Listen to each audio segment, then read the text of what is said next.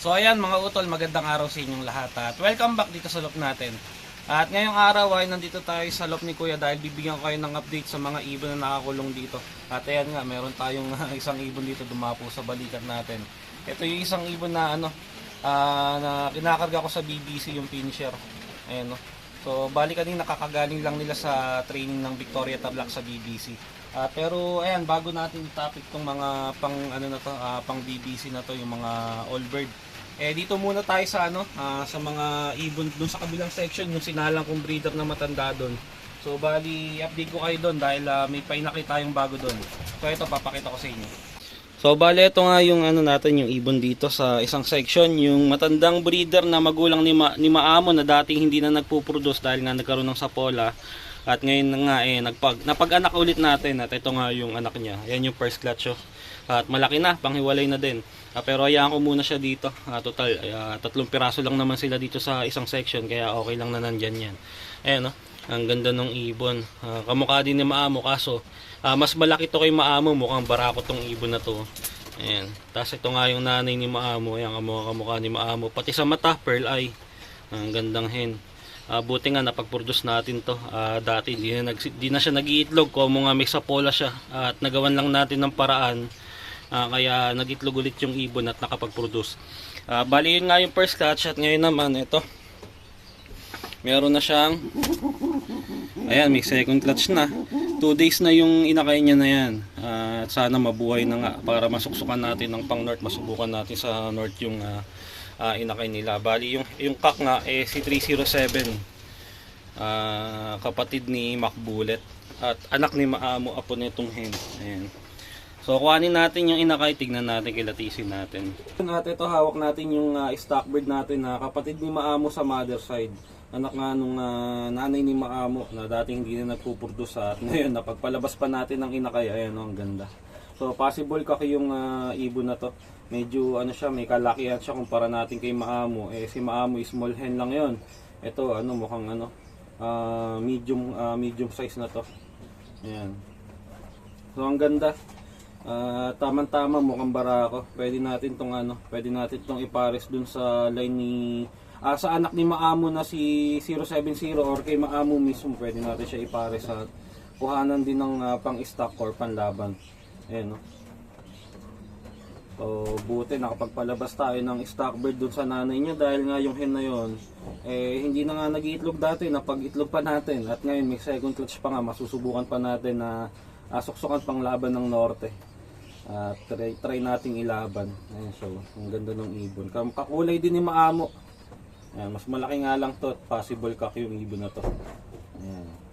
So ayan, magpapakain na rin tayo ng mga ibon dahil hapon na.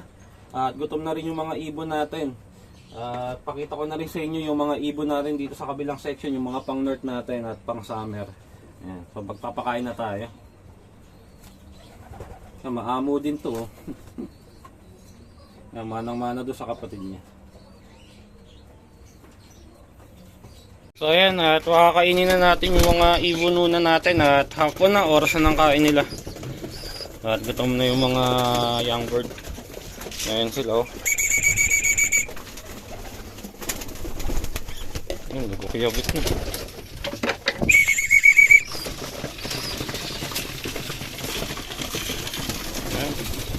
Ayan, nalakas magsikain.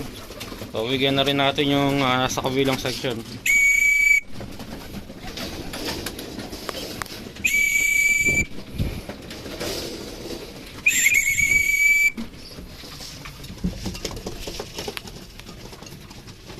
So.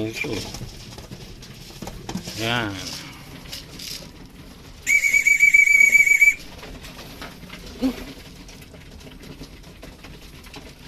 So ayan, nagkakainan na sila, oh. Yan. Ayan nga, at kumakain na yung mga ibon natin. So ayan yung mga natin, yung mga pang north natin, saka pang summer. Bali meron nga nakahalo dyan na 2 pirasong pang north. Dahil yung pang north nga natin, meron tayong naunang 2 piraso. Pero ang pang summer lang natin dyan ay 16. At kumpleto na yun. Ayan nga. At medyo mga naglulugon na tong mga to. Hindi ko pa lang sila mga natuturuan pa, pero siguro next week baka turuan na natin sila. Tapos yung mga all bird na kinakarga ko, yung apat sa BBC, ito sila oh. Ayan sila oh. Ayan. Kompleto pa naman tong apat na kinakarga ko na to. At yan, sana umabot ng derby tong apat na to para mailabang ko sila sa BBC. So dahil sa loob ko, dalawa lang ata yung panglaban ko sa BBC, kaya ito tamang-tama kung aabot ng derby tong apat na to. Medyo marami-rami tayo may entry sa North Derby race ng BBC kahit na puro all bird lang sila. Ayan. Kanina nga galing sila ng training ng Victoria Tarlac. So okay naman, kahit na maulan yung naging pauwian kanina, kahit na maulan yung naging panahon, nakakompleto naman tayo. At wala namang na late sa kanila. Hindi ko na nga lang na-video. Yan yung mga natin, mga inakay natin, mga patapos ng kumain no. Yan sila. At medyo binabantayan ko din sila ngayon kasi baka pamaya tamaan sila ng sakit. Uso ang sakit na adeno ngayon saka eye cold dahil nga sa panahon na yan. Tapos yung mga club kasalukuyan nagte-training, andyan yung sakit na adeno saka eye cold. At yung mga pang-south ko nga doon sa kabilang loop, medyo tinamaan na sila ng eye cold, ng adeno. Medyo na sila, umiinda na. Kaya ginagamot ko yung mga pang-south natin doon sa kabilang loop. Pero ngayon medyo okay naman na yung mga ibon natin doon. Kaya itong mga pang north natin, summer saka NDR, binabantayan ko sila baka pamaya tamaan din. Mas delikado sila kasi mga bata pa tong mga to. So tapos ang kumain, bigyan ko muna ng tubig tong mga ibon natin.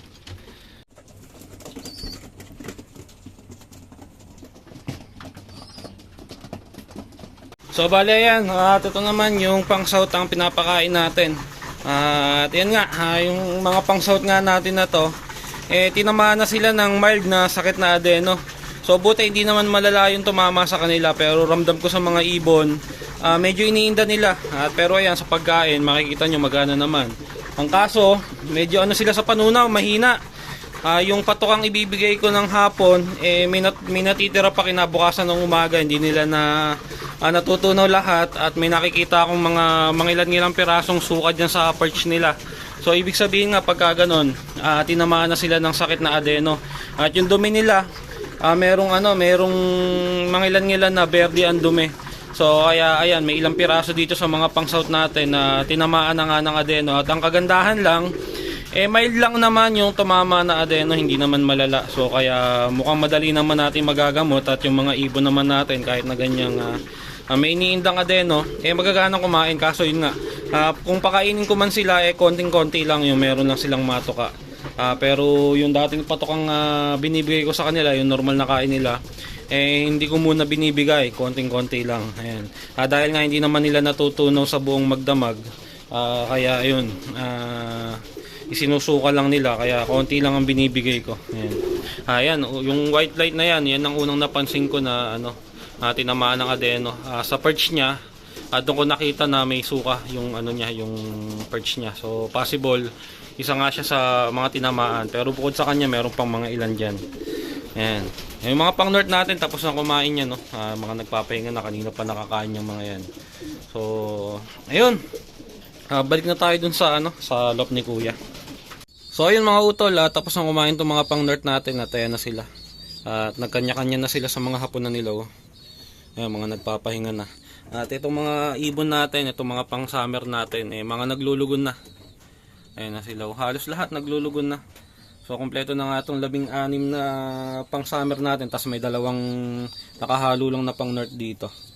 Ayan. Yung mga kasamaan kasi ng pang north natin nakabreed pa sa baba. Kaya dito nakahalo yung dalawang unang batch ng pang north natin. At itong mga pang summer natin, hindi ko pa mga natuturuan to. Medyo mga gumugulang na, naglulugon na. Medyo pinagulang ko talaga sila ng konti bago natin turuan. Total mga matagal naman na itong naka-viewing. So iniiwasan ko rin na tamaan sila ng sakit dahil uso ang sakit na adeno ngayon at eye cold. Medyo pinagugulang-gulang ko yung ibon para kahit papano may panglaban-laban sila sa sakit. Yan, hinahayaan lang muna natin dito sa loft. Pag pinalabas kasi natin at nag-start na tayo magturo, nandun na yung may stress na yung mga ibon, at pagka na-stress sila, pwede silang tamaan ng sakit pagka ganun, at mahirap na baka pamaya maubos sa sakit ng mga ibon natin, may hirapan tayo maghabol pagka ganyan. Sayang, kompleto na itong mga pang summer natin Ayan sila. Ayan. Tapos yung mga pang north ng BBC, ito yung 4. Ayan. Inalis ko na yung mga asawa nila. So, ito yung dalawa na to. Ayan, inalis ko na yung mga asawa nila. Yung dalawa natin dito, wala tayong magagawa dyan. Mag-asawa talaga silang tinetraining natin. Kaya hayaan na natin sila. Ang mangyayari na lang dyan, pag nag-itlog, aalisin ko na lang itlog nila para di sila magpisa.